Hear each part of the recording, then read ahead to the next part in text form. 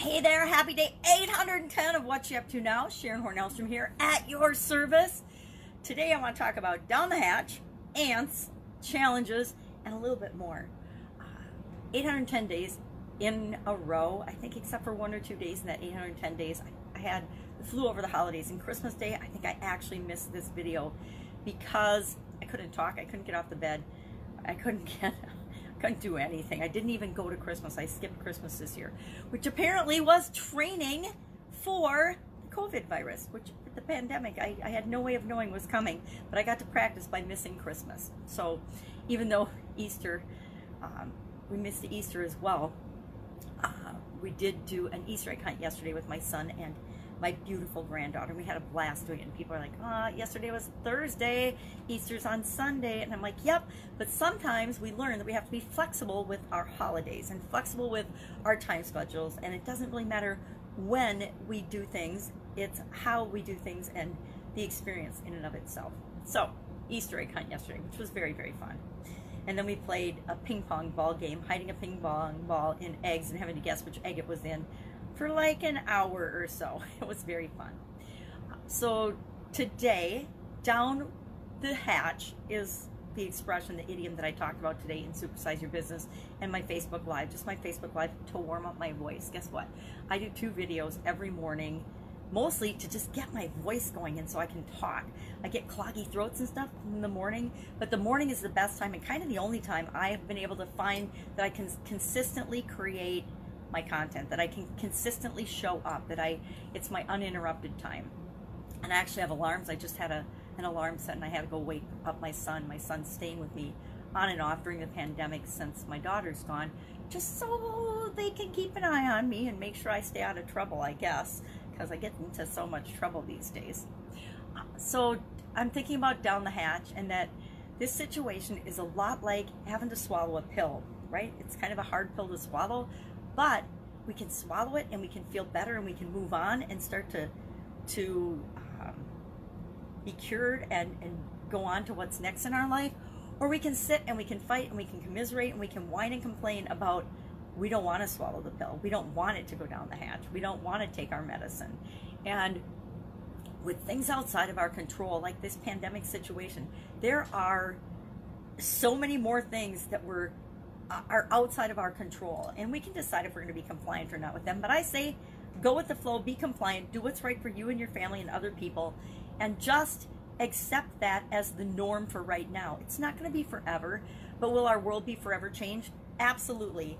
If you haven't come to terms with things are different right now, and they're going to be different from now on, but they always are, right? Things are always changing, just not usually so many things, so many people in mass. But our world is not going to be the same. So our job is to get over that it's changed and that things have happened, and realize that there's nothing we can do about that. It's in the past. Did the pandemic happen? Did it hit?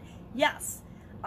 Can you change that? None of us can. None of us can do anything about changing what has happened in the past. But we can choose to swallow the pill and accept, hey, it is what it is. It happened.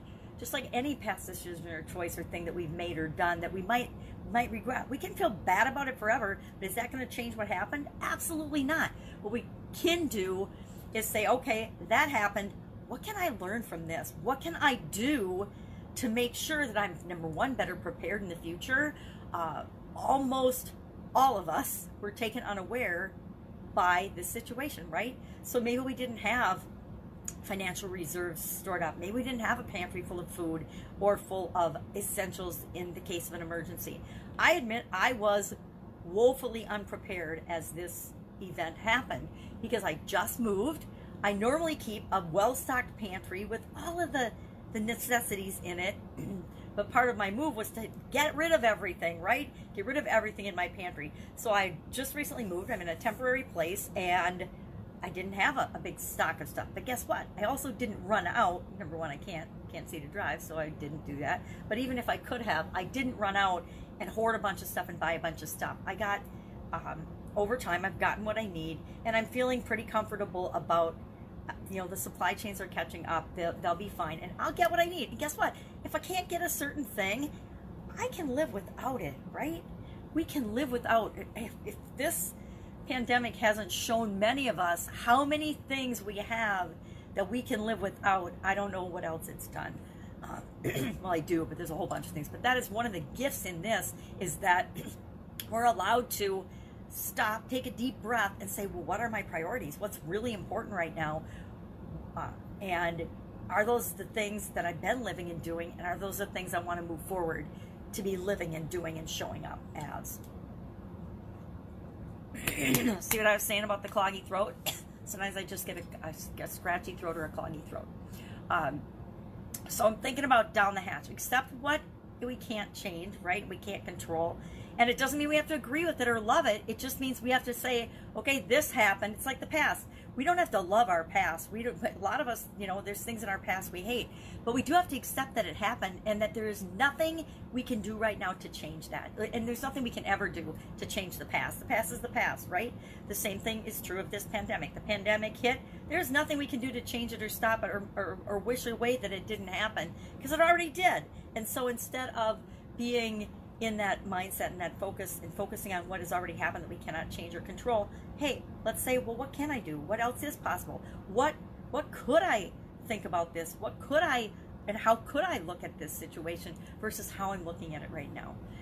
The next thing I want to just touch on today is something called ants. And I learned about this in a challenge I'm doing called the Rise Up Challenge, which if you haven't heard of it and you're looking for something to do because you don't feel like you know what to do, just hop on that. I actually started on Sunday a week ago, I don't remember. We're on day 11 for that. I'm doing my own challenge, so I'm on day 17 for my Get Up and Go challenge, but I'm actually participating in this one as well because it's got so many cool speakers and amazing people that I've looked up to for decades in it, that it's fun to listen to their take on what's going on in our world right now. And so I'm not just spewing my own. One of the things that I don't remember his name, I feel bad, Dr. Daniel something talked about was something called ants. And ants are automatic negative thoughts. And how do you deal with automatic negative thoughts? Because guess what? We all have them. It's like triggers. We all have things that will just trigger us and set us off automatically, and most of the time we don't even know what they are. Mine is like my ex-husband's voice, or if he calls me on the phone and says, you got a second, you got a minute, that just triggers me and shuts me down because of all the past interactions that we've had with respect to that particular phrase. And I think he learned it in a training we were in together, to respect people's time and do it in a nice way. But when he did it to me, that wasn't the intent. It was, I'm going to lecture you for 15 to 20 minutes now, so do you have a minute that I can do that? And so I got that negative trigger in me. But we all have triggers, and we all have ants, automatic negative thoughts. And today we looked at 5 or 6 questions that we ask ourselves when one of those pops up. If I'm not good enough, I don't know what to do, things never work out for me, any of these automatic negative thoughts that pop into our head, we can immediately ask ourselves, is that true? Is that true? Really, is that true? I don't know what to do. Is that true? Of course it's not true. I know what to do. I always know there's things that we can do, even if I'm feeling like I don't know what to do. Is it 100% true? Is it 100% absolutely positively true that I don't know what to do about anything? Well, of course it's not. Is it, how does it make me feel? How do I feel when I think that thought? How do I feel when, and let's just use the I don't know example. How do I feel when I think I don't know? I feel bad. I feel out of control. I feel like I'm a victim, like I'm just doubtful, full of worry, full of fear, scared, anxious, sometimes depressed. And then, if that's how you feel, the next thing we do is we think about, well, what is the exact opposite of I don't know? Well, of course it is, I do know. I do know what to do. I do know what to do. And even if it's not, I don't know exactly what to do, it's, I know I have options. I have options. I know what to do. I have options. Well, how does that make you feel? No. Let's go back one. Is that true? Is it true that sometimes I know what to do? Yeah, sometimes I know what to do. Is there evidence that sometimes you know what to do? Well, absolutely. I've been alive 20,000 plus days. Therefore, I've obviously proven that I know how to stay alive and I know what to do in a lot of different situations over the time period, right? There's only one time in my life, and I can look back at it now and realize that it was really scary. And it was one of these situations where I was actually telling myself every day, probably thousands of times, maybe more than that, maybe tens of thousands of times a day, I don't know what to do. I can't take this. I can't deal with one more thing. I can't handle one more thing. I can't handle one more problem. I'm overwhelmed. I'm overloaded. I can't do this. My little red wagon's full. And that thinking actually caused me to have a sudden cardiac arrest and die. Yep, died and shut down totally. And so I really notice when I have the ant, I don't know what to do, because I realize that our mind is powerful enough that it can actually kill us if we think those things too often. So I really enjoy this ant process and just asking yourself, is it true? Is it 100% true? How does it make you feel?